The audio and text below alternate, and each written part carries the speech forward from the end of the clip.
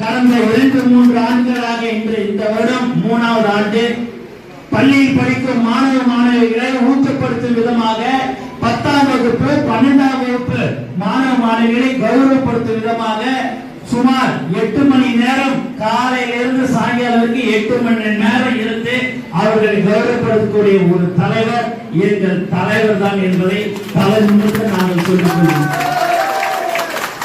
ஏன் இதெல்லாம் சொல்றேன் அப்படின்னு பாத்தீங்கன்னா, எதையாவது ஒண்ணு நான் அப்ப பேசுற மைக்கில் அப்படின்னா எதையாவது ஒரு வார்த்தை நான் தப்பா விடுவேனா, அதை எப்படி வச்சு ட்ரோல் பண்ணலாம் அப்படின்றதுதான் எல்லாருடைய நினைப்பு. ஆனா அது எப்படி ஒன்னாலும் இருக்காங்க.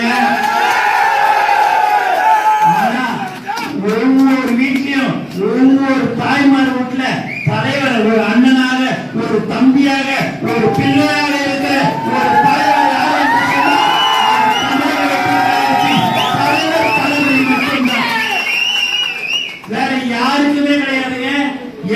எல்லாருமே கூத்தலாம். எங்க ஆளுங்க ஒவ்வொரு வீட்டுக்கு போகும்போது என் பிள்ளை எப்படி இருக்குது, என் அண்ணன் எப்படி இருக்கிறார், என் தம்பி எப்படி இருக்கிறார் அப்படின்னு கேட்கிறவங்க இந்த தாய்மார்கள்.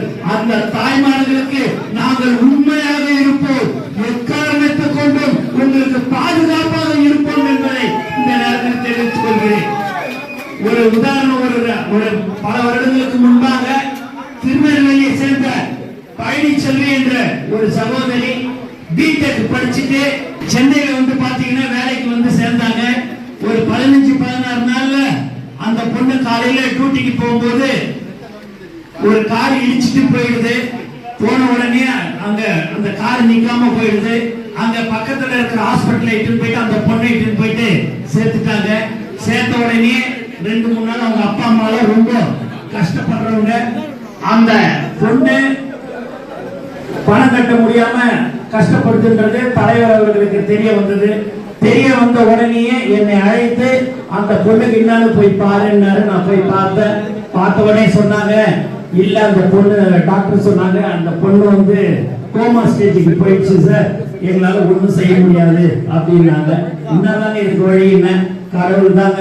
15 நாள் ஆகலாம், 1 மாசம் ஆகலாம், 10 வருஷம் ஆகலாம், 15 வருஷம் ஆகலாம்னு எங்களுக்கு தெரியாது.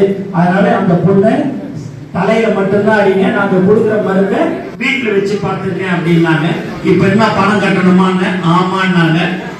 தலைவர் தான் கட்ட போறாருன்னு பணத்தை தலைவரை வந்து கொடுத்து அனுப்பிச்சார். பணத்தை கட்டின உடனே டிஸ்சார்ஜ் பண்ணி அந்த ஆம்புலன்ஸ் வெளியில அப்படி போச்சு. போன உடனே அவங்க அப்பா மட்டும் இறங்கி வந்தாரு.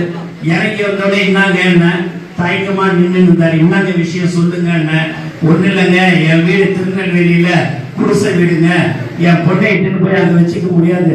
நான் எங்கேயாவது ஒரு 10-15 நாள் ஒரு வாடகை வீடு நான் எடுத்துக்கிறேங்க. அது வரைக்கும் ஏதாவது ஒரு ஹாஸ்பிட்டல் என்னுடைய ஃப்ரெண்டோடைய புள்ள வந்து டாக்டரா இருக்கிறாங்க சென்னையில, சின்னதா ஹாஸ்பிட்டல் இருக்குதுங்க, அந்த ஹாஸ்பிட்டல்ல நான் இட்டுன்னு போய் சேர்த்துக்கிறேன். அதுக்கு உண்டான பணத்தை வரைக்கும் நீங்க கட்டினா போதும் அப்படின்ற மாதிரி சொன்னாரு. ஏங்க இதை நீங்க முன்னாடியே சொல்லல, டிஸ்சார்ஜ் ஆகிறதுக்கு முன்னாடி?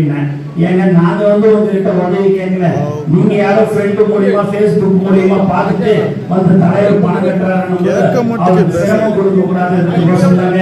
நான் சொல்லல அப்படின்னா உடனே இந்த தலைவர் சொல்றீங்க அந்த ஹாஸ்பிட்டல் அவங்க வச்சுக்கலாம், எதுக்கு அது மாதிரி டிஸ்சார்ஜ் பண்ணாங்க, ஏன் அது மாதிரி டிஸ்சார்ஜ் பண்ணாங்க அப்படின்னு சொன்னாரு. சொன்னோடனே இல்லை சார், சரி அவங்க எந்த ஹாஸ்பிட்டல் கேட்குறாங்களோ அந்த ஹாஸ்பிட்டல் இட்டுன்னு போயிட்டு அவங்க எத்தனை நாளாக இருந்தாலும் பரவாயில்ல, நம்ம எல்லா செலவையும் ஏற்றிப்போம், நீ அந்த பொண்ணு கேட்குற ஹாஸ்பிட்டல் இட்டுன்னு போயிட்டு அட்மிட் பண்ணினாரு. அவங்க கேட்ட மாதிரி இட்டுன்னு போயிட்டு அந்த ஹாஸ்பிட்டல் அட்மிட் பண்ணி 15-16 நாள்ல கண் முடித்து இன்று நன்றாக இருக்கிறது என்பதை